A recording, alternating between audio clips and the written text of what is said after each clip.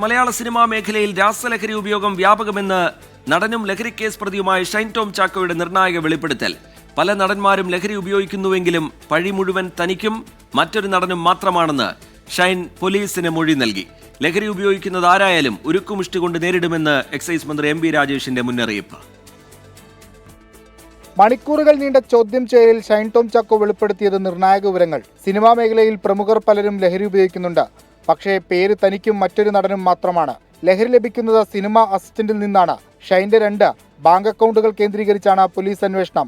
ലഹരി ഇടപാടുകൾക്ക് നൽകിയ സാമ്പത്തിക രേഖകൾ കണ്ടെത്തുകയാണ് ലക്ഷ്യം. സിനിമാ നടനായാലും ലഹരി ഉപയോഗിക്കുന്നവർക്കെതിരെ കർശന നടപടികൾ സ്വീകരിക്കുമെന്ന് എം ബി രാജേഷ്. ലഹരിയിൽ നിന്ന് പൂർണ്ണമായും നാടിനെ മോചിപ്പിക്കുക എന്നതാണ് ലക്ഷ്യം. അത് സിനിമാ മേഖലയെന്നോ അല്ലെങ്കിൽ മറ്റൊരു മേഖലയെന്നോ ഉള്ള പരിഗണനയില്ല. സെലിബ്രിറ്റി എന്നോ അല്ലാത്തവരെന്നോ ഉള്ള പരിഗണനയും ഉണ്ടാവില്ല. ഒരു വിട്ടുവീഴ്ചയുമില്ലാതെ കർക്കശമായി കൈകാര്യം ചെയ്യും.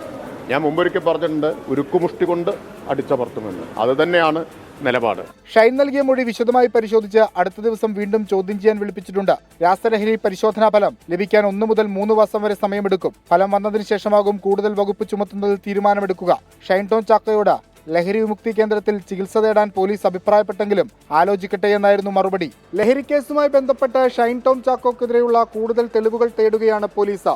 ബാങ്ക് ഇടപാടുകളും ലഹരി ഇടപാടുകാരുമായി നടത്തിയ സാമ്പത്തിക രേഖകളുമൊക്കെ പരിശോധിച്ചു കഴിഞ്ഞിട്ടുണ്ട്. ഒപ്പം എറണാകുളത്തെ പ്രധാന ഡ്രഗ് ഡീലർ സജീറുമായുള്ള ബന്ധവും കേസിൽ നിർണായകമാകും. കൊച്ചിയിൽ നിന്ന് വിഷ്ണു സുരേഷ്, 24.